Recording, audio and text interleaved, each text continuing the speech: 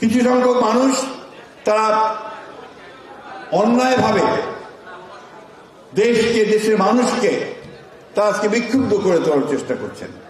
বিভিন্নভাবে সবাইকে রাস্তায় নিয়ে আসার জড়ো করার চেষ্টা করছেন এবং সে একইভাবে একই কায়দায় দেশে একটা নৈরাজ্য, একটা এনার্কি সৃষ্টি করার চেষ্টা করছেন। এটা কোনো মতেই বাংলাদেশের স্বাধীনতার জন্য শুভ নয়।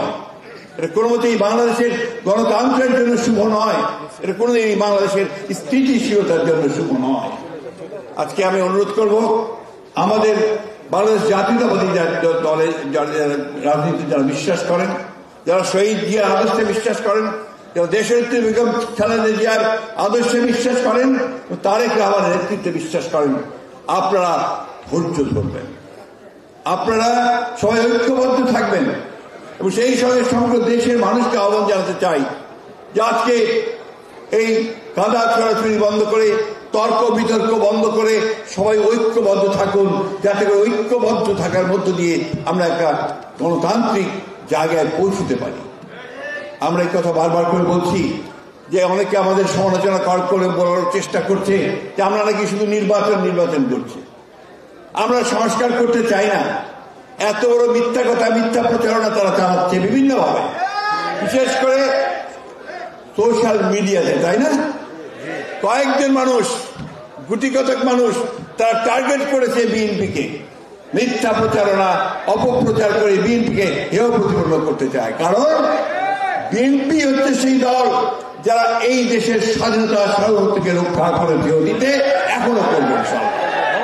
এই দেশের স্বাধীনতা তো নিয়ে এসেছে বিএনপির প্রতিষ্ঠাতা শহীদ প্রেসিডেন্ট জিয়া রহমান। গণতন্ত্রের সূচনা করেছেন শহীদ প্রেসিডেন্ট জিয়া রহমান। দেশনেত্রী বেগম খালেদা জিয়া দীর্ঘ 9 বছর সংগ্রাম করেছেন এই গণতন্ত্রের জন্য, আর নির্বাসিত হয়ে তারেক রহমান সাহেব আজকে সেই গণতন্ত্রের জন্য সংগ্রাম করেছেন। আমরা প্রায় 60 লক্ষ মানুষ মিথ্যা মামলায় জড়িত হয়েছি।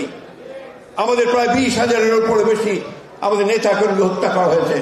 ইলিয়াস আলী সহ 700 জন অত্যন্ত দৃঢ়চেতা নেতাকে গুম করা হয়েছে। আপনারা আয়নাঘর সবাই দেখেছেন, তাই না? এই আয়নাঘরে দেখুন আমাদের কত ছেলেকে ধরে নিয়ে গেছে আয়নাঘরে, গুম হয়েছে কতজন, তার মধ্যে দেখবেন 90% হচ্ছে বিএনপির লোক ছিল। বন্ধুরা, আমি এক বক্তব্য শেষ করব আপনাদের কাছে আহ্বান জানিয়ে, আজকের এই শোকাবহ দিনে আসুন আমরা সবাই ঐক্যবদ্ধ হই।